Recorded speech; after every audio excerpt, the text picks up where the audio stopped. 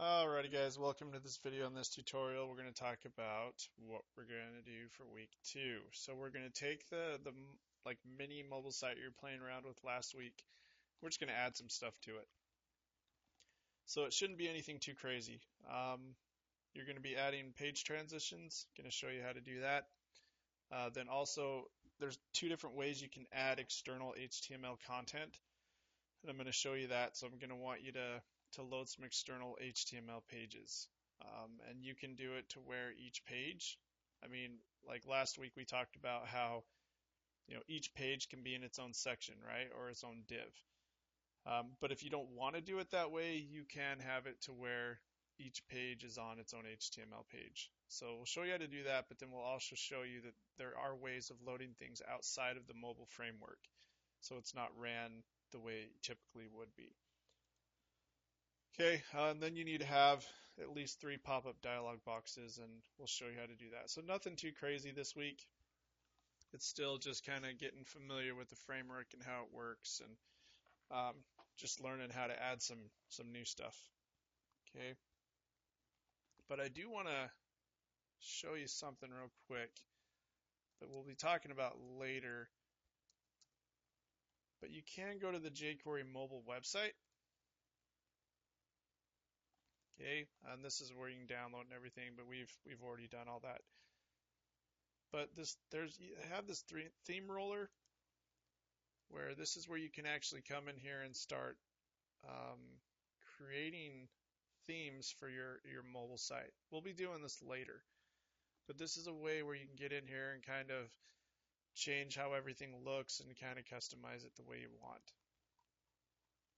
And also, I think it's plugins here. No.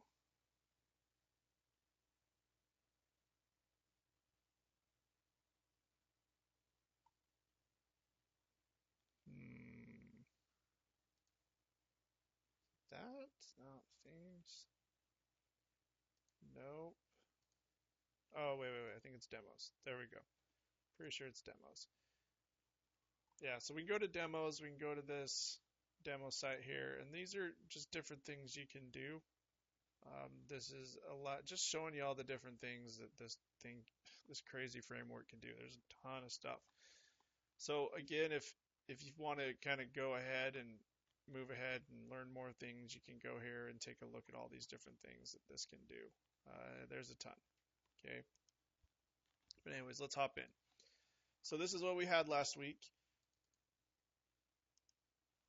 We just had, the framework, and then we click and it goes to the different pages. It's really about it. Okay, and you were supposed to make 3 different pages and put content in there like pictures or whatever.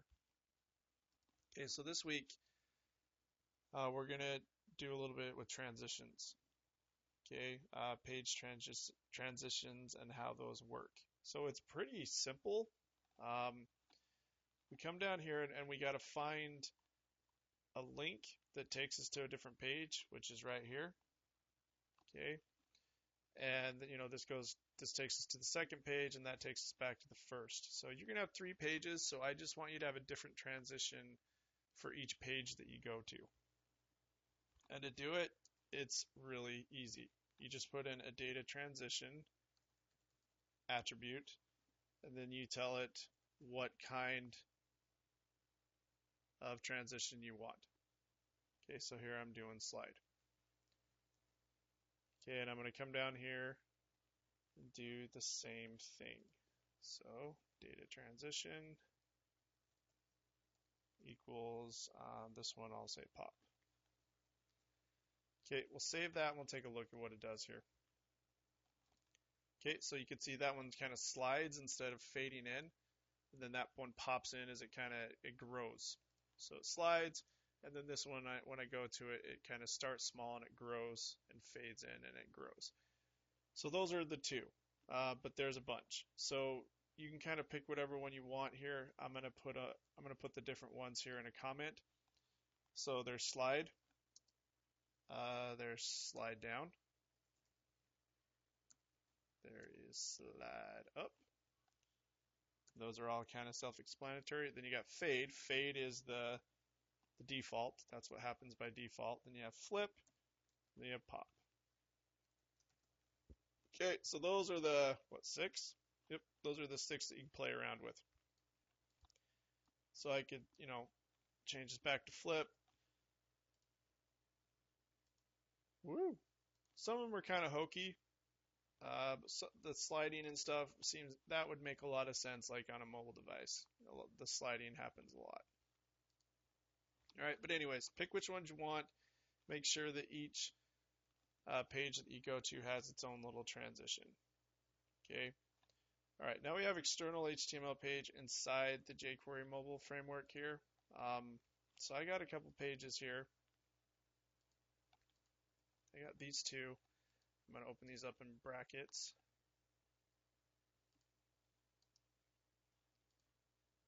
Okay, and I'm going to just do the split here so I can see both of them.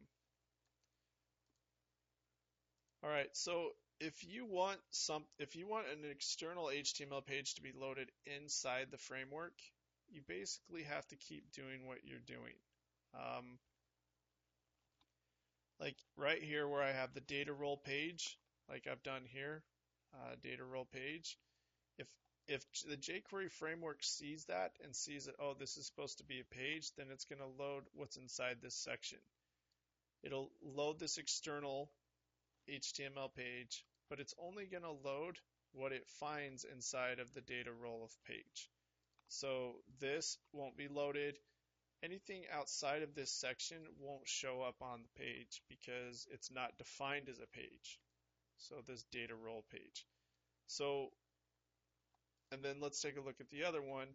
This other one doesn't have a data role page, so the jQuery framework isn't going to see it, and it's not going to run it as a page inside the framework. So this will be ran as just a normal HTML page. So this will be loaded, the whole page will be loaded. Where here, because we've defined the data role page, only what's inside this section will show up. Okay, now let's see here. I just, I'm gonna rename these because these are too big. So I'm gonna say external page in. So we'll know that it's getting loaded inside the framework. I'm going to rename this to external page out. So it's going to get loaded outside.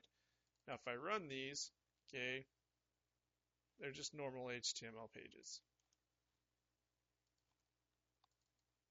Okay, they look like normal HTML pages, but if you load them inside of the jQuery framework, then you're going to start getting some interesting things. So open these back inside of brackets. So you will need to create 2 external pages with, I don't care what you put in there, just some sort of content, something that has to do with what your mobile site has going on currently. All right, so to load these, just kind of move this over a little bit.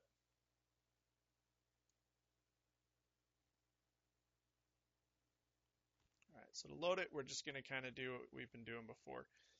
So I'm going to go to the first page, throw in another P tag here, throw in an A tag. Okay, and the href, it's just going to be set to the external page. Okay, and I'm going to do the out, so the one that isn't going to be loaded inside the framework. Okay, so it'll be the external page out of framework, just so I can kind of know. Now, the other thing we need to do is, well, let's just see what happens here. Okay, so I'm going to save it, come back here, there it is, click on it, and it's not really working, right? I refresh, and then it just kind of starts bugging out a little bit. Okay. By the way, sometimes this stuff, because it's using Ajax and it's using all these different types of technology, sometimes you have to do it online. So we may have to do that. We may have to upload it to the server here for this to work. But this is supposed to have an REL of external. So that's just letting the framework know that, hey, load this as an external page. So let's load that back up. Okay, and then it does it. So before it was trying to load it inside the framework, which requires Ajax and such, and it wasn't on a server, wasn't on an actual web server, so it was freaking out. But then we said, hey, just load this as external content. And then once we did that, it said, oh, okay, cool. And it took it outside the framework and just loaded it as a normal HTML page. All right, so let's do the second one.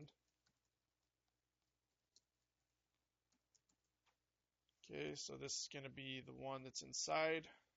So we'll say, external page in framework.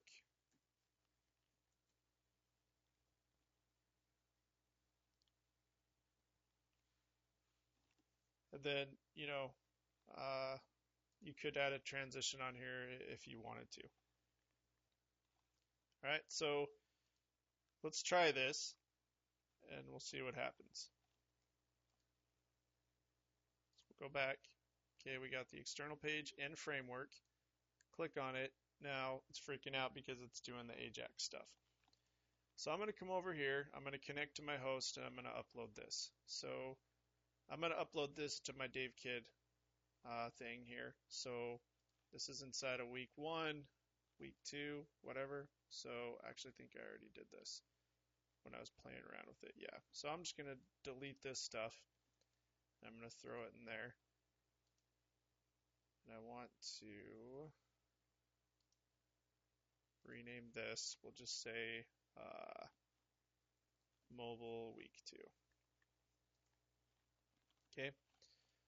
So here's my stuff. I'm going to grab this and these 3, bring them up. So mobile week 2. And this is so, you can test it to make sure it's working the way it should.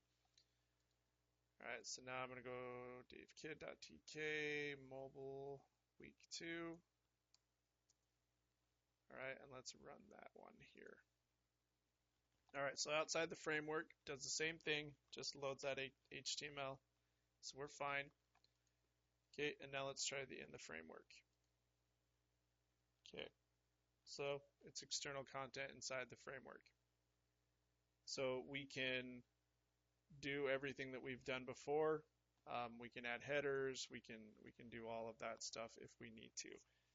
So the question is, why would I do this? Well, maybe you have PDFs or Word docs that you want to be loaded. Those could be used as external pages.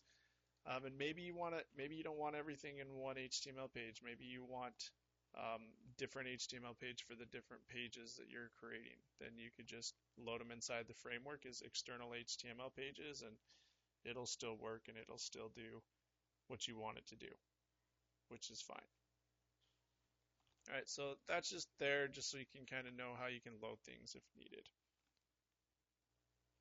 All right, so last thing we're going to do here are dialog boxes. If you're not really sure what those are, you'll see, but basically when we click a link, it's going to have a little pop-up box come up and give us more information.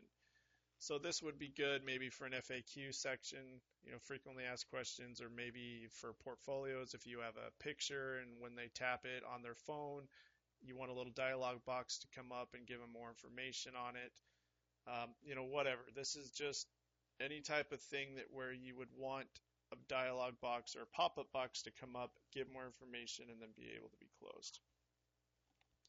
Okay, so the way you do it is you basically create, it's like it acts as a page almost. So I'm going to come back to the code here. We got second page. Now you need to be really careful with this. Make sure that everything's nested the way it should be, because if I nest this, and like if I were to take this dialog box and nest it inside of this second page, it's not going to work. So make sure all your nesting's right. Make sure you're outside of all of the page divs, and make sure that it's its own one. Okay, and once you've done that, you should be good. So I'm going to say div ID. I'm going to call this dialog because this is going to be a pop-up dialog box. Okay, data role, it's still a page. Okay, but we have to say that the data dialog is true.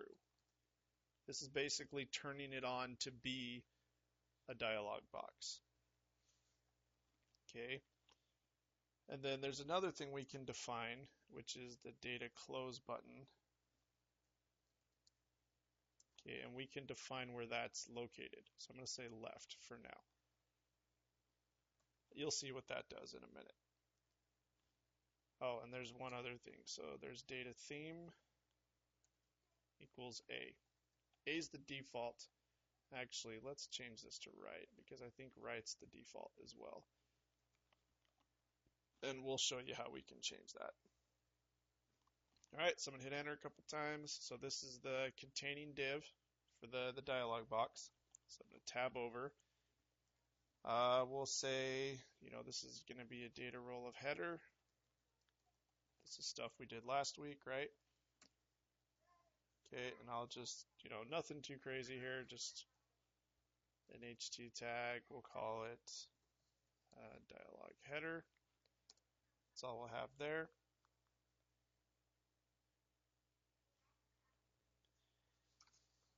Okay, and then it's just kind of what we did last week. We're just creating a page basically. So we have div, we're going to say class equals UI content. This is going to be the content of the page, whatever you put on here. The role is going to be main. Right. Oops, let's get rid of that. Do that right. Okay, so say something like this is a dialog window, and of course you can have whatever you want there. This is what the dialog window is going to say. That's the content of it. Okay, and then we will do what we've done before. The data role we're going to throw in the header or the footer.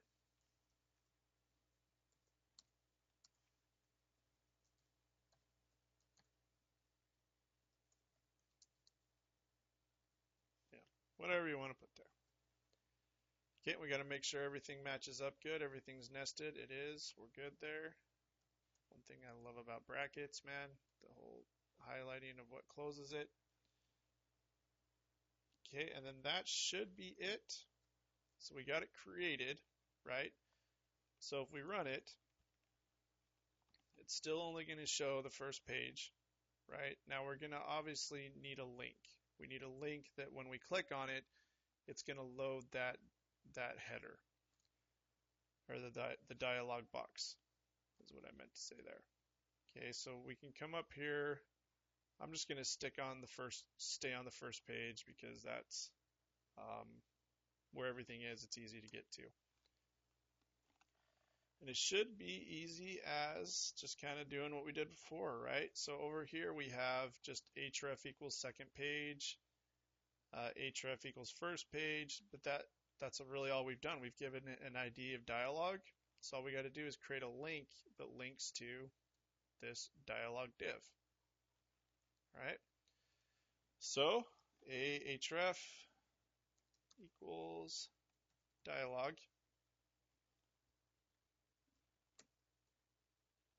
And then we can say, we'll just say dialog box.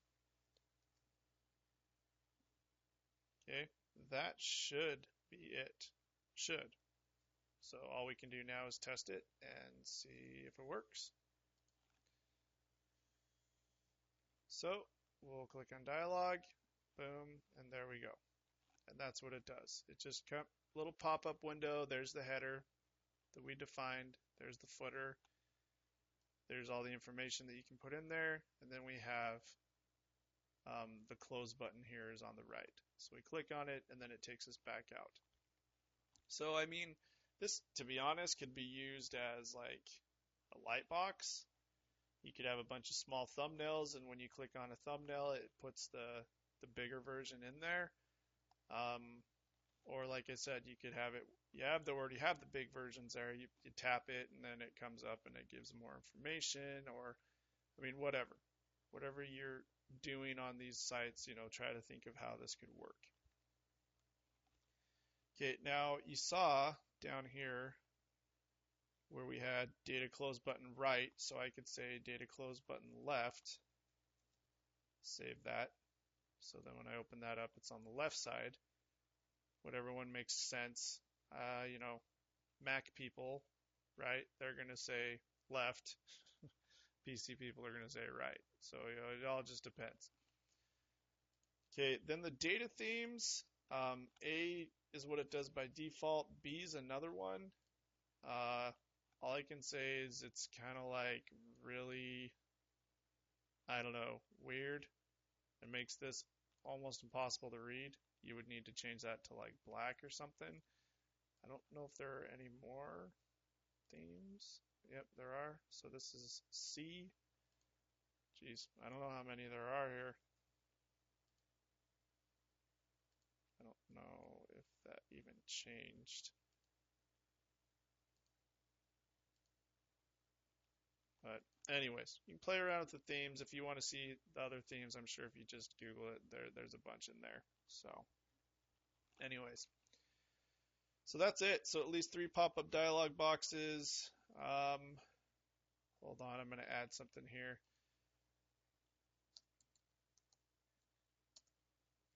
I'll say make sure to use the close button.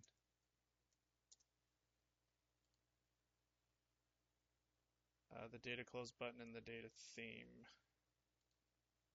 So data close button and data theme. And even if you just want to stick with the default theme, that's fine, but just define it as A. Just so, I mean, this is more practice right now, just so you can practice using this stuff, because once you've used it, it's a lot easier to remember it. All right, so that's it, guys, for this week. Try to do that, get it kind of finished up, and we will continue next week and have a ridiculous amount of fun, right? So, or something. Keep going. If you have any questions, let me know. Have an awesome week, guys.